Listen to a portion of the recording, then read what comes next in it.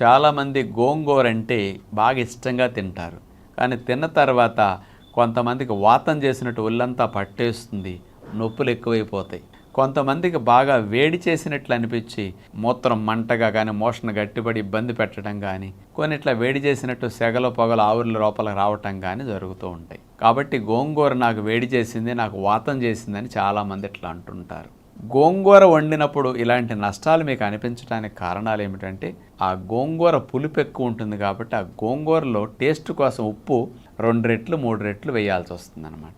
ఆ గోంగూరలో ఉప్పు ఇంత 2-3 రెట్లు ఎక్కువ పట్టడం వల్ల ఈ ఉప్పు వల్లే వాతం చేసినట్టు, ఈ ఉప్పు వల్లే వేడి కానీ మంటలు కానీ ఇట్లాంటి అనిపించడానికి కారణం.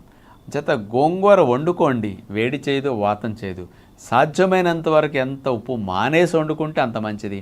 ఉప్పు మానలేకపోతే ఉప్పు సాధ్యమైనంత వరకు తగ్గించన్నా వండుకునే ప్రయత్నం చేయండి. గోంగూర వల్ల నష్టం అసలు